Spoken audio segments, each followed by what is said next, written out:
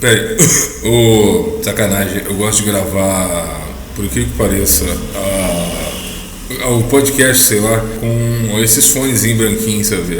Esses de borracha, emborrachado, parece que ele é todo emborrachado. E que é difícil de quebrar, mas em algum momento quebra também. Meu quebrou aí, tá foda. Agora eu vou ter que fazer com um microfone que hora funciona, hora não funciona. Beleza. Eu tô com uma coisa nova aqui, eu vou tentar ser breve também. Tem um problema também de renderizar, vai renderizar, demora pra caramba. Demora às vezes, sei lá, no mínimo 4 horas por aí. Qualquer videozinho curto, às vezes demora um dia inteiro, de meia hora, então entendeu? Pode colocar um dia de renderização, eu acho que é isso. Bom, tô com os carinhas aqui interessantes aqui, alguns dentro do index da esquerda. Eu nem posso falar muito nome, tenho que fazer umas siglas e tal. Eu tô aqui com um cara também fantástico. Bom demais, o padre Júlio Menvielli, acho que é assim que eu pronuncio. O poder destrutivo da dialética comunista. E virão outros livros sobre esse padre, que ele é fantástico. Infelizmente nos deixou há um bom tempo. Padre Júlio Menvielli em tudo era claro, decidido e definido. Nada de posturas ambíguas. Sua fidelidade a Jesus Cristo se apoiava sobre a rocha de Pedro, os ensinamentos dos seus sucessores, os papas, e por isso mesmo em seu conhecimento profundo de São Tomás, que levava a confrontar todas as obras problemáticas com segurança doutrinal. Exímio teólogo da história, sua obra é também sobressalente em temas como a civilização cristã e a cidade católica, o que, ao juízo de Carlos Alberto Sacheri, seu discípulo Marte, Júlio Menvielli é o máximo teólogo da cristandade do século XX. Esse é um breve também parecer. Peraí. Continuando, não dá pra ficar aqui também, tá em espanhol e... Peraí. Então, galera, nasceu em Buenos Aires em 1905 e faleceu em agosto de 73. Foi um padre, se não me engano, acidente de carro. Foi um padre argentino, filósofo tomista. Seus livros foram muito influentes para o nacionalismo católico. Claro, um padre de direita com vários uma literatura aí boa, anticomunista lá, etc. Por isso meu grande interesse no estudo desse padre em específico.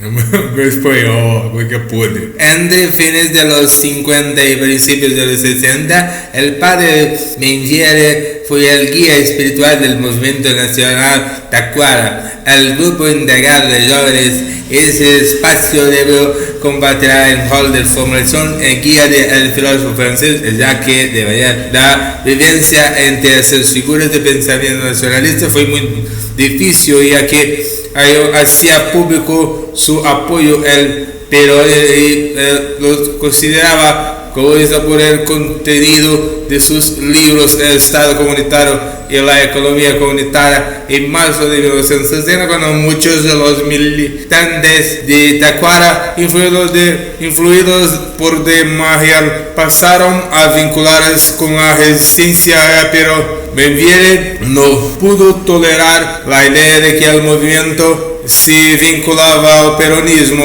y reclamar la justicia social para aumentar su popularidad, hablando de su núcleo original de decisiones marxistas. Por otro lado, Mariel había logrado incluir un dogma para Tacuara y el concepto de tercera posición, y como en esa época decidió movimientos nacionalistas en distintas partes del mundo, pero que en la Argentina había sido desarrollado por el peronismo. Mengiere consideraba que el contexto de la época era mucho más urgente, una actitud pragmática. Por en última instancia se podría beneficiar a posturas anticristianas como en su momento durante la Guerra Fría, el socialismo y el bloqueo soviético. A través de un intento de invasión ante el enfrentamiento político de las ideologías hegemónicas de la modernidad,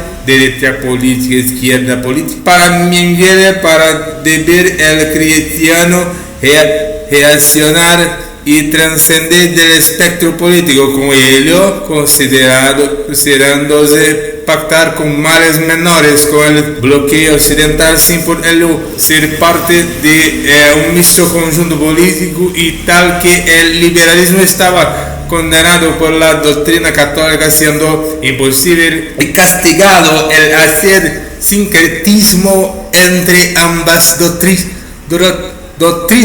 doctrinas, nos mantiene neutral, sobre todo ante situaciones de emergencia no solo nacional, sino global de la crisis modernista. Así consideraba inmoral desde la ética católica y su concepción política la tercera posición, puesto que en la orden internacional se estaba permitiendo que se beneficiaran ideologías anticristianas, pues tener estas ideologías en un carácter universalista y inevitable asumir un bando, por lo que la neutralidad hace algunos de ellos y aquello sería un egoísmo nacional en línea con las condenas de la Iglesia al nacionalismo católico. E aí as próprias palavras, né? Quando estão em jogo os restos da civilização em um mundo, não pode permanecer neutra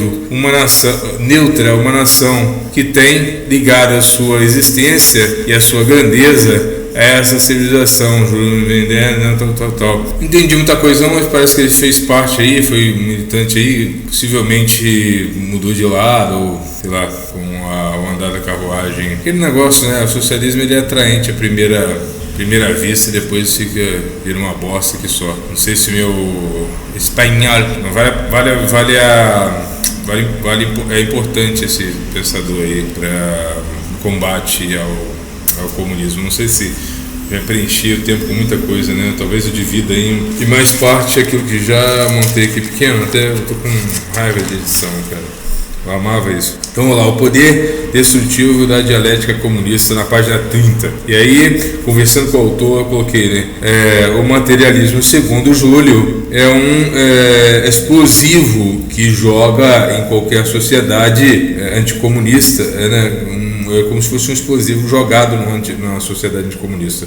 Ou para os esquerdistas, é capitalista, né? Um explosivo jogado na sociedade anticomunista ou barra capitalista, ou capitalista, porque tudo para eles é esse espantalho. Ele explode rasgando e destruindo todas as conformações psicossociais, gerando um tipo de homem novo, como um robô, uma marionete nas mãos da ideologia, tipo o homem novo de Nietzsche. Eu queria fazer também, tentar achar algum livro que fizesse essa comparação do livro do Homem Novo de Nietzsche e o Homem Novo à base do marxismo. Materialismo continua. O materialismo histórico atenta contra a natureza da sociedade, que é construída por forças orgânicas e inorgânicas. Eu não vou usar o termo de Durkheim não, tá? Vou chamar de orgânicas aí, as espontâneas e inorgânicas, as forçadas, né? O marxismo é isso, eles forçam um tipo de homem que não existe. O homem, por isso que eles precisam tanto de doutrinação, controle de mídia e tal, sabe? Que é uma mentira. A mentira, ela precisa de espaço, sabe? Principalmente do apoio da maioria. Por isso que eles são assim, precisam do apoio da maioria. Por isso que eles são assim, eles precisam do apoio da maioria. Falei dentro da garrafa. O homem não terá uma única dimensão. Homem não tem, né? Não tem uma única dimensão, né? O marxismo achou que o homem teria que ser dimensão, tal, pro capitalismo. E a de trabalho. Nem mesmo possui ânimo e poder. Por que coloquei isso? Apenas pelas vias do capital, isso mesmo. Ele não possui ânimo e poder, porque para Marx tudo era capital, tudo era por causa do capital, é pelas vias do capital. Todo ânimo seria talvez. Então, mas se por um lado é difícil ter ânimo, até mesmo com capital, imagina sem o capital, sabe? Então, assim, o que o homem quer eu tenho a mesma visão de Maquiavel nesse princípio de crueza de análise. Eu vou colocar isso daqui, tá? Preciso falar agora. O homem não é mínimo, né? Minimalista, como a proposta socialista acredita, né? Viver debaixo dos mandos do Leviatã, vote em mim que eu pensarei por ti. O homem, segundo o Padre Júlio, tem 4 dimensões. A física, né? Ele não fala quais, né? Mas ele tem que complementar aqui: física, sensorial, emocional e espiritual. Para que a esquerda nega ela absorve, ela captura pelo emocional, pelo estômago, ela nega o espiritual, a sensorial ela restringe, ela diz que o capital, ou seja, aquilo que motiva os desejos e tal, não vale a pena, e sei lá, física não saberia dizer. O homem comunista é bruto, pois seu tempo é gasto com mentiras usadas para cativar mentes vulneráveis. É por isso que eles precisam de repetir a mentira várias vezes, né? Até que se torne verdade. Como é que é? Chame-os daquilo que você é, acuse-os daquilo que você faz. E se o tempo é uma das dimensões existentes, eles gastam todo o tempo, ou maior parte dele, exumando erros históricos atribuídos a liberais, conservadores e à direita, o que eles consideram como direita, para introduzirem um tipo de vingança perpétua, ignorando erros. Nossa, peraí, pausa. Beleza, obrigado, Sirene.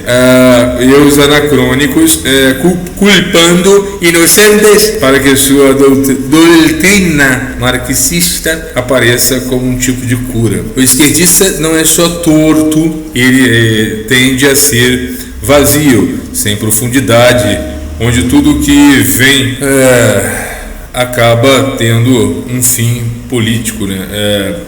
Onde tudo que veem acaba tendo um fim político. Então é isso mesmo, tudo que eles escrevem, tudo que eles assistem e leem, a maneira de perceber marxista é uma maneira podre, né? Limitada, tacanha, pequena, nanica, etc.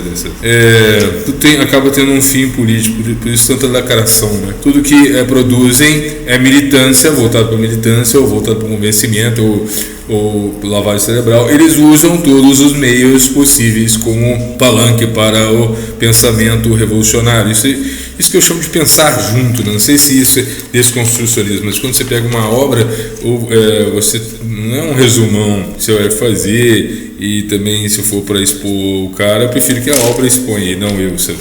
Então é um ler junto, sabe? A filosofia se utiliza muito dessa técnica de ler junto. É lógico que esse ler junto pode concordar ou discordar, acrescentar, manter ou acrescentar, lógico, mas nunca interpretar, mas nunca inventar, né? Não estou tirando do zero, né? Posso tentar ver a percepção aos próprios moldes, né? A minha forma de perceber o autor de acordo com a ideologia. Estou seguindo essa ideia que também é marxista, mas é bom trabalhar com as ferramentas que eles têm, né? Fica muito mais justo, né? Palanque para pensamento. A dimensão esquerdista não é lucro, liberdade, prosperidade. Ele é tratado como zelo, elogio e proteção, não por amor, mas como um tipo de objeto.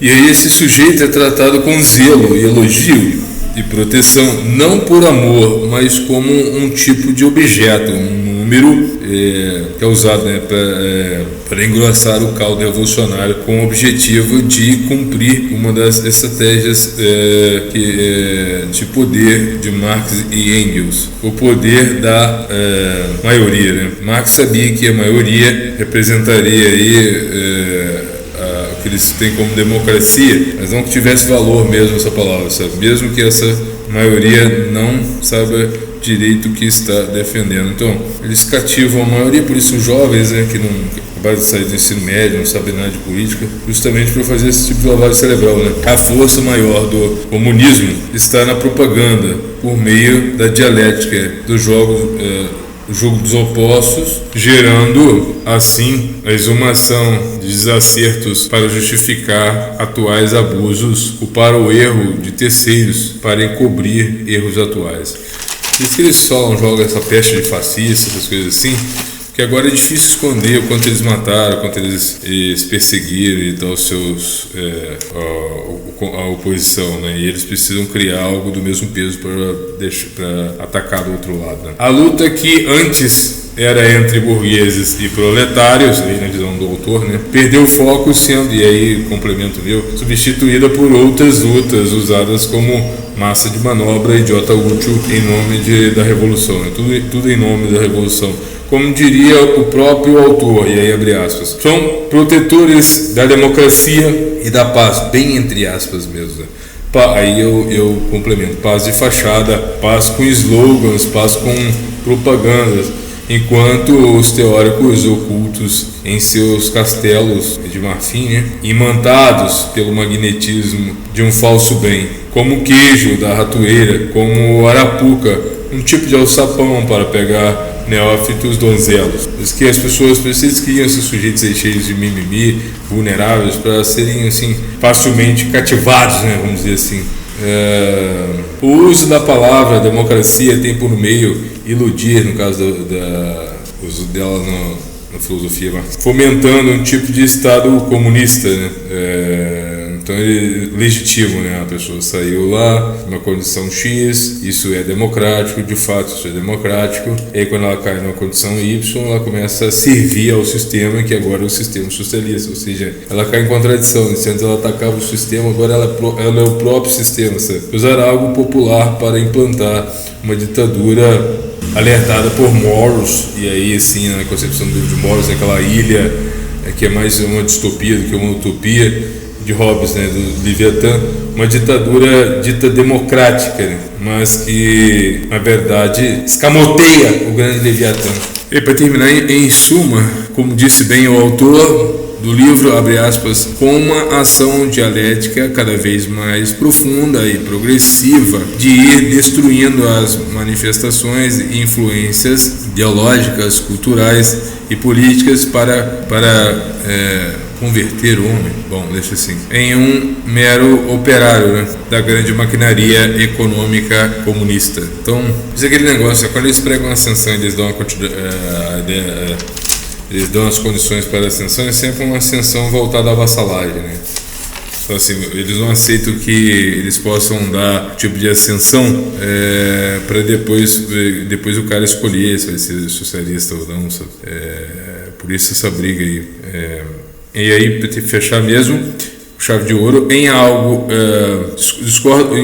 discordo do autor, quando ele diz que talvez o comunismo cative a todos em um perfeito sistema de escravidão. Não, é o meu ponto, né? Creio que seja possível, não creio que seja possível, creio que a utopia do comunismo nada mais é do que uma miragem, um tipo de estranho boi de piranha que ilude o homem contra sua própria natureza, pois como nós, conservadores, o definimos como falhos, pecadores, ambiciosos, desejosos por poder e glória, assim como Maquiavel, como ingratos, volúveis, fingidos e dissimulados. A política vermelha dá abrigo e grades, garantindo o fim das liberdades individuais em nome de uma igualdade na miséria, como o passarinho que abunda em alimentos vivendo em uma imensa gaiola ideológica. E aí eu fecho aqui. Obrigado pela atenção, um forte abraço, até o próximo vídeo.